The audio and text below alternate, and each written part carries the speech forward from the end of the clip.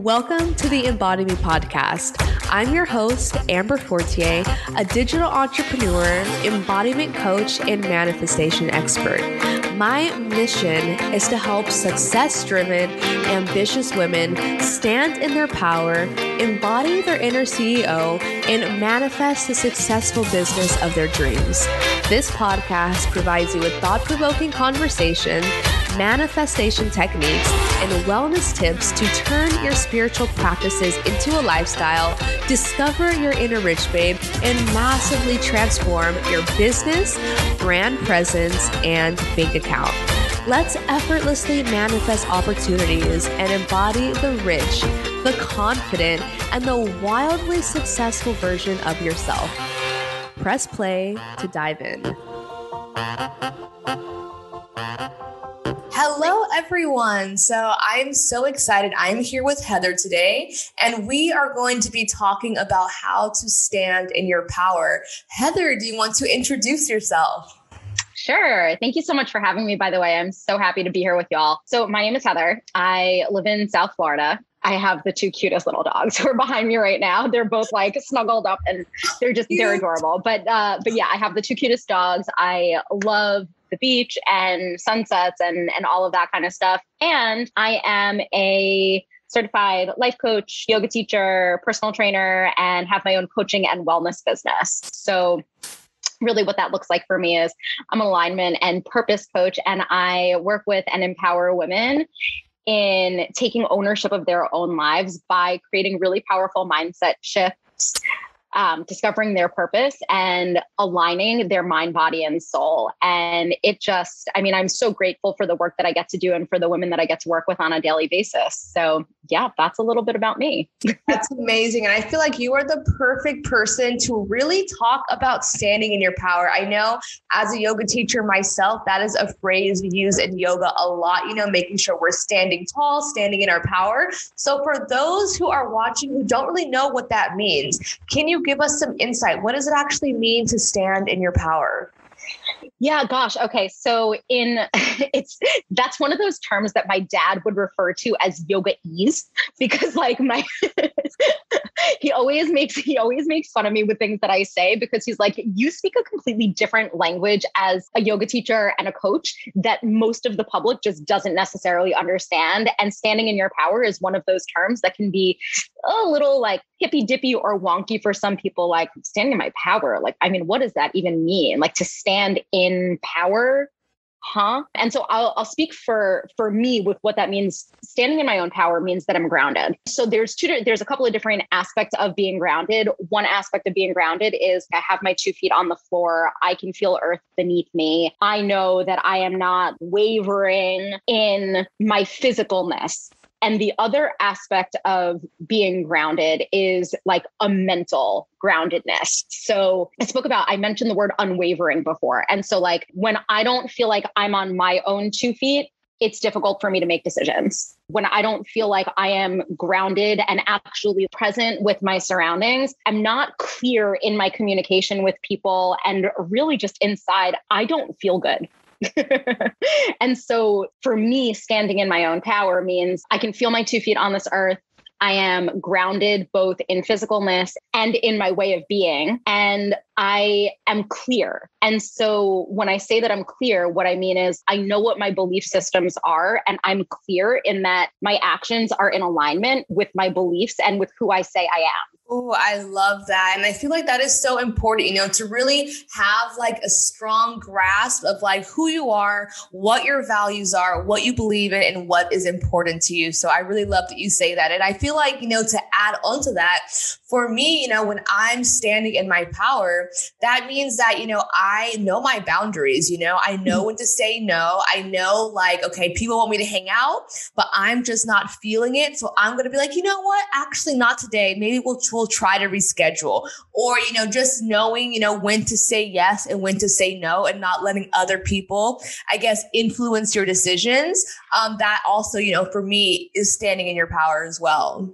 I'm like so excited right now because before we got on this call, you said that this is just going to be like a really cool conversation and we'll just go back and forth. And so I'm sure that you had things that you plan that you like had an idea that you wanted a direction to go in. And a couple of the things that you said were like personal notes that I had in the back of my mind to tap into, specifically the word boundaries and also the word no. So like in standing in your own power, energetic boundaries are everything. There's like two different types of boundaries. Boundaries, you have a physical boundary, like there's a wall, there's a door, there's a window. Those are actual physical boundaries. Or I mean, in geography, like a mountain, that is a physical boundary. But then when it comes to energetic boundaries are like what keeps you within your own safety bubble, within your own safe space, so that you can stay true with your beliefs, so that you can stay true with your values, and so that you can stay true with, just like with your morals and with your personal needs. Just like you said, if someone wants you to go out, being able to say no and know that in saying no to someone else, you're saying yes to a bigger thing. And in that situation, the bigger thing is you and your own needs and you and your own self-care. I'm sure you saw my eyes light up as soon as you were saying that. We are so on the same page. And I love that you like literally the words like saying no to someone else is like saying yes to yourself, because that is something that is really hard for a lot of people, you know, especially I feel like as a woman, there are so many expectations of what we need to do. We often have to be mothers and caretakers, and like there's so many roles that we have to play that we're almost taught by society that, you know, we have to give to everyone else, and that it's not okay to say no, and it's not okay to say yes to ourselves. So I feel like that is just so important. Yeah, absolutely. 100%. And the thing about no is everyone has their own thing when it comes to the word no. Like some people are people pleasers and have difficulty saying it for whatever reason, wherever that stems from, whether it was from like childhood or from in society, like taking on societal beliefs where like, no, women, you have to do this, and just giving and not taking the time to actually refill one's own cup. Sometimes that looks like using the word no. I once did this exercise where I was interviewing someone, and it was like a reverse interview kind of. I was interviewing someone who was close to me in my life about me and like their experience of me. And so I asked questions like, what do you see for me in my future? What are my greatest strengths? And then I also asked like, what do you find most challenging about me? Which for a lot of people, that's like you actually dove into and asked someone else what they find challenging about you. And so the thing that this person said is, you say no. Like, I really just want to go out and I really want you to come with me, but like you're really firm in your boundaries, and like you have no problem saying the word no. That's so funny. And it is because a lot of people struggle with people pleasing. And when it comes down to it, actually being able to use the word no, you're showing yourself that you matter. And in showing yourself that you matter, you're also teaching other people to respect your boundaries. And there's nothing else that needs to come after the word no. Like, it's a complete sentence. Like, it's just no. And it's like the practice of actually using that word can be really challenging for people. And it's a practice. So I always I tell like with clients that I work with, when they have difficulty actually saying no, I always tell them like, look, the more you use the word no, and I'm not to just say no to everything. I'll be like, that's not what I'm saying. What I am saying though, is that when you actually are a no for something and you say it, the more you exercise that word, the easier it will be for you to continue doing moving forwards. It's like magic. And I totally agree, because it can be very challenging, you know, especially when, as you know, in your situation, sometimes someone just really wants you to say yes. And they're like, and it can be something of, I really want someone to help me move, or I really need a ride. There was a point in my life where I had a lot of friends who, they didn't have cars. So I was always picking everybody up and driving them around. And after a while, I started actually getting resentful because I was always saying yes when I didn't want to. And that's, it could be very challenging to actually just stop and say, you know what? No, this does not feel good to me, but once you do start to practice and when you do start to say no, it makes things a lot easier for you and you start feeling good and you start, as you say, having your boundaries and just feeling good within yourself because you are taking care of yourself and doing what you need to do. Yeah, absolutely. 100%. So I can relate to what you said about at one point in life, having a lot of people who just didn't have a vehicle and you just feeling like you were always driving and growing resentful after a while. I used to be that yes person also. For me, it wasn't driving people around consistently. It was just going out when I didn't want to. And when I knew that it was going to sacrifice my own self-care. A couple of months ago, it was someone's birthday. It's not a close friend, but it was someone who I was friends with in the past and a mutual person in our life. I'm going to her birthday. Do you want to come with me? I said, well, what is it? When is it? What's the plan? And the plan was 10 o'clock at night on a weeknight. And I was like, no. And she said, well, it's her birthday. It's not like this is a continual thing. And I said, yeah, I know, but I have stuff to do the next day. No, I will be 100% happy to celebrate and to acknowledge a different day. However, 10 o'clock at night in the middle of the week, I'm way asleep at that point in time. And there's a time and a place for everything. Now, had that been 6 o'clock at night or 7 o'clock at night during the week, my response probably would have been yes. However, knowing my own worth and knowing my own self-care needs, and part of that is my own rest needs, I had to say no. It wasn't even a question in my mind. It was sorry, but your request has been denied. No. Okay, so I guess my next question for you is for the people who are people pleasers who do struggle with saying no. What are some tips that they can use in order to move that forward? Because, so many of us, we know we want to do something differently, but when it comes to actually taking that action, it can feel like we're stuck. It's okay, I know I need to take my power back. I know I need to do this, but how? Where do I freaking start? Yeah. Okay. So I have a really fun exercise for these people. And this is a fun exercise for everyone, actually, whether or not you struggle with that.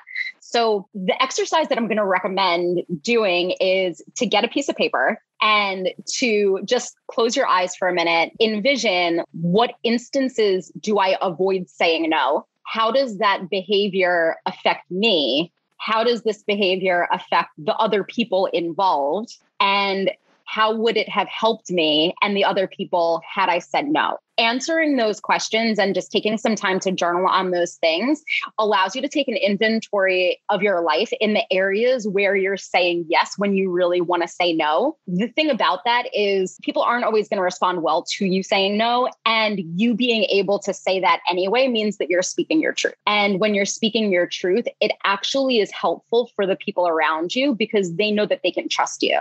It doesn't sound like rocket science, like when you're speaking your truth, the people around you, they'll know that they can believe you. It's really funny how that works because saying yes to driving someone when really you had other things that you could have been doing at that point on that specific occasion, saying yes to them, it might have done them a service of getting them to the location that they needed to get to, but you were kind of lying to them. Yeah.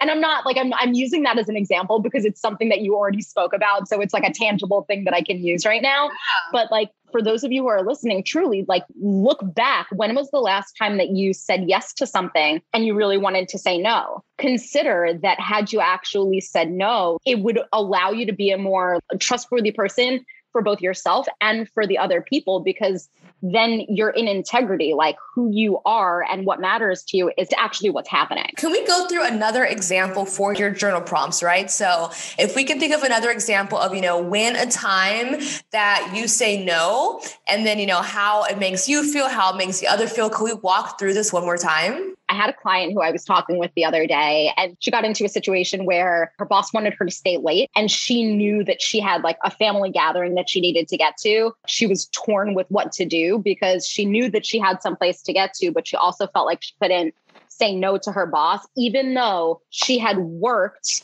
the amount of time that she was supposed to work. It was the end of her workday, and her boss was still needing her help on a project, but she had someplace to go to. She said yes. She stayed at work. she was late to her gathering that she needed to get to. Her family ended up being upset with her because she was late. She was upset with herself because she was resentful about staying at work. And what she showed her boss was that she's like wobbly and she's wavering in her commitments. As much as she stayed and was reliable in that moment, what she really showed was she's unreliable. So that's an example of how, and I'm also not knocking my client. Like of course. I just want to be really clear about that. I might not have a recent example, but I definitely have examples from my life that just didn't come to mind. This is an example that I spoke about earlier this week with my client, and she's not wrong for that. This whole thing, and when I say this whole thing, I mean life, is a practice for all of us on a daily basis, on a moment to moment basis. And so getting really clear on the instances where you avoid saying no, how that behavior affects you.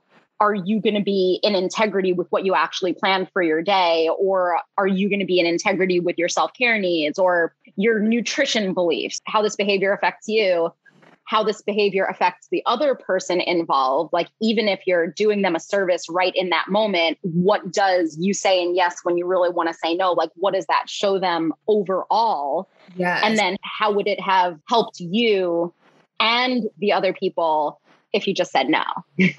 I love that. And it's so true, because by putting yourself to the side, you're also teaching other people that you don't value yourself, that you don't value what's important to you.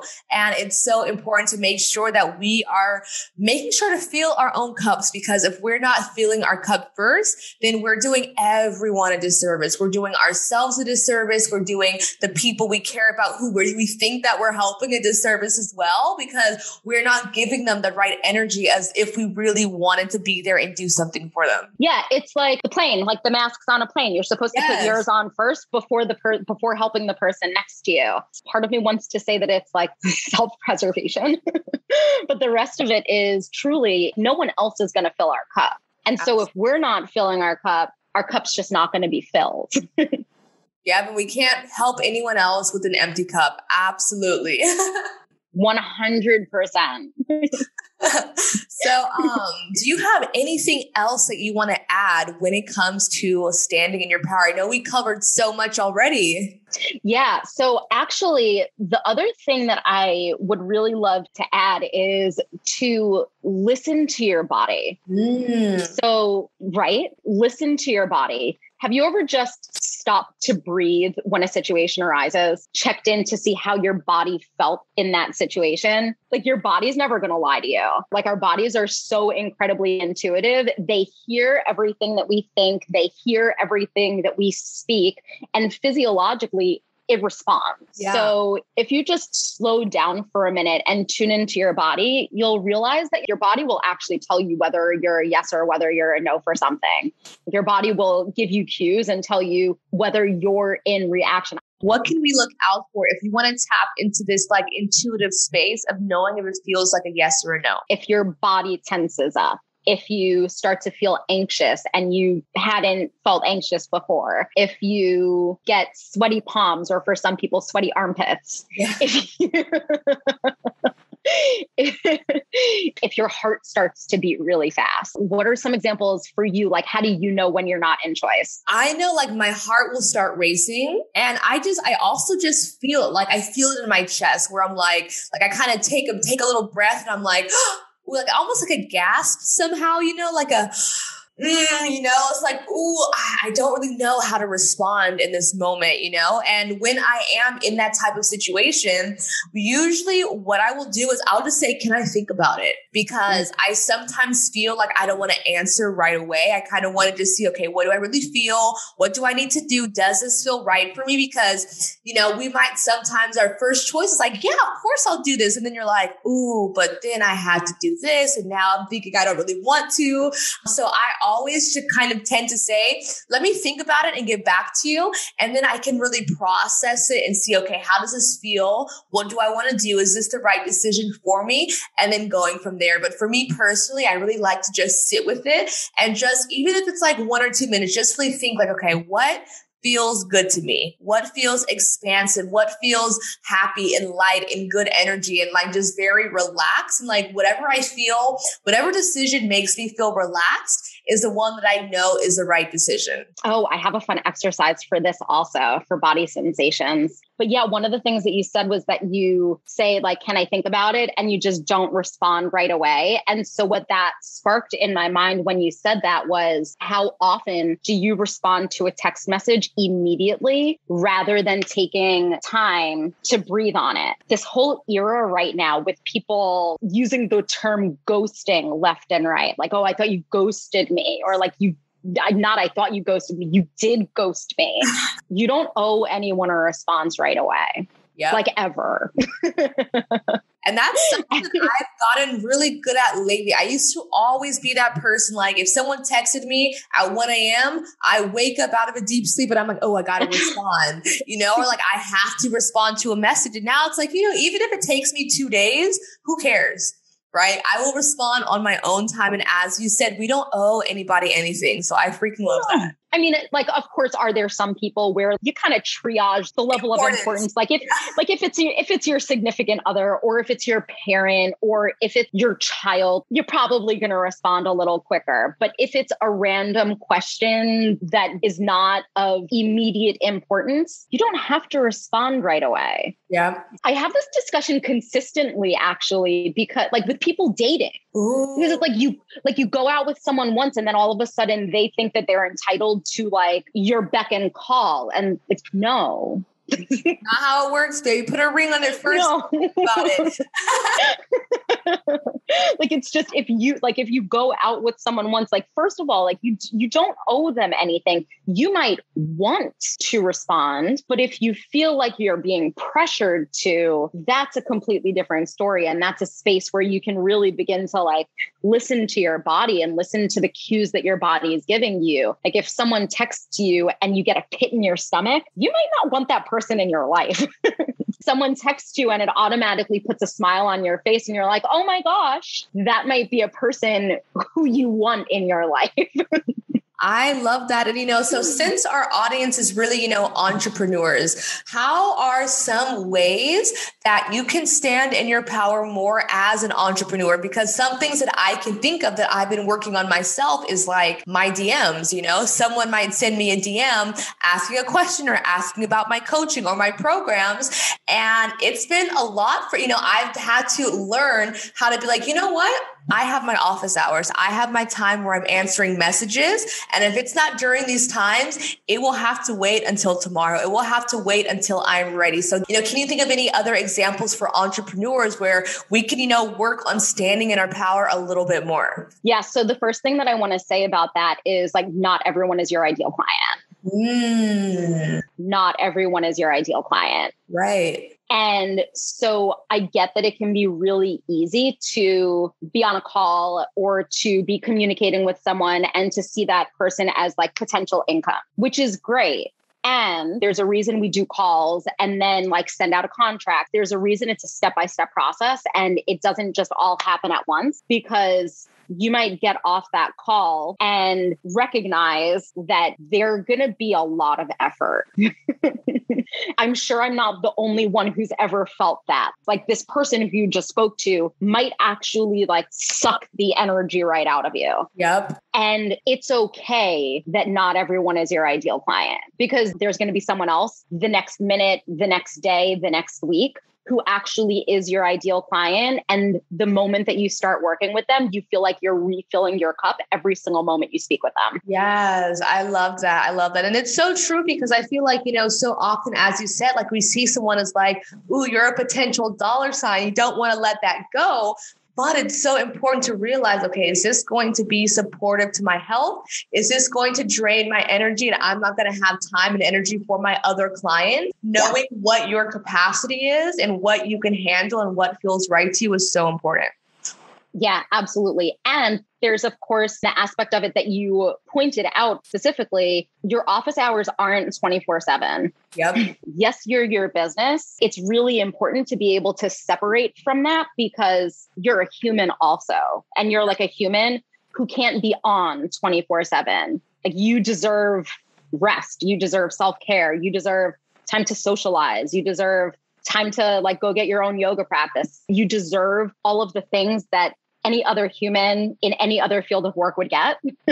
Absolutely. And the thing is, like, I feel like it's so easy to kind of lose sight of this, but I think that a lot of us, become entrepreneurs because we want that freedom. We want to be able to work the hours we want and work with the clients that we want. But it can sometimes feel like we're, jumping into the rat race of working 24/7 and hustling and grinding and trying to get every single client that you can and not staying integrity to yourself and to what feels good and not realizing that, okay, this is why I started this. So let me stick to my values. Let me continue having this balance and saying no or yes when I need to. Absolutely. 100%. It can be so easy as an entrepreneur to be even more so in that hustle than you were before starting your own business. And so like really being able to take a step back and say, okay, it is now 6:30 p.m. It's dinner time. And then I'm done. Yep. I'm done for the day.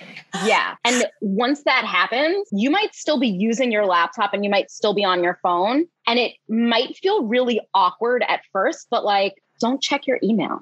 You check your personal email. Don't check your business email. Yep. Don't go on your business Instagram account. Don't check your business Facebook page. Like all of those things where you might just get sucked right back into it. Don't do it. Like that's your personal time. Go snuggle with your dog or cat or bird or child or whatever you have.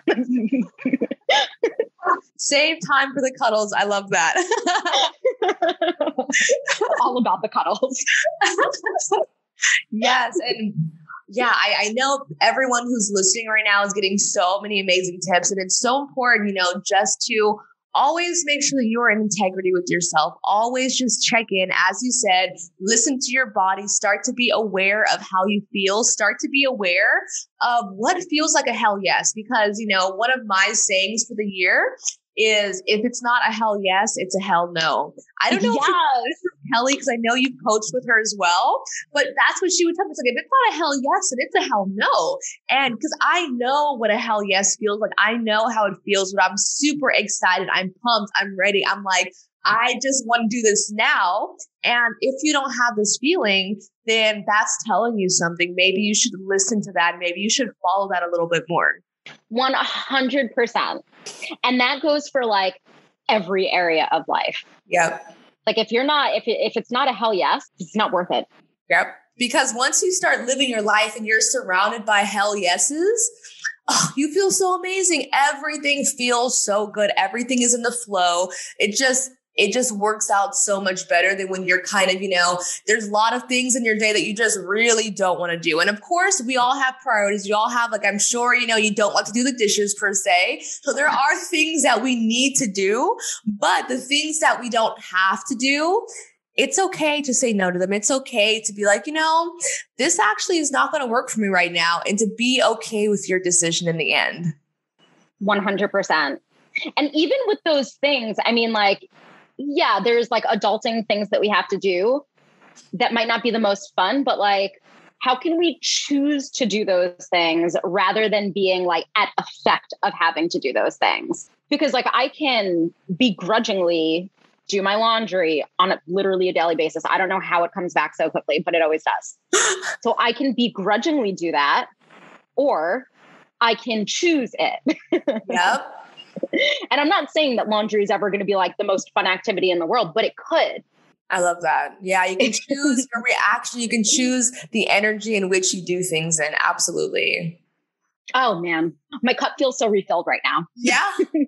Oh, I'm so happy. And honestly, so much for being here. This is like so amazing to connect with you again. It's so nice to have this chat because this is, a lot of the things we touched on are things that I've been needing to hear. I've been needing to say no to TV time when I know that I want to meditate instead, to say no to doing certain things when I know it's like, man, I would honestly just much rather just do my own yoga practice right now instead of doing something else or, instead of being on TikTok or instead of doing other things. So this is something something that I definitely needed a reminder in.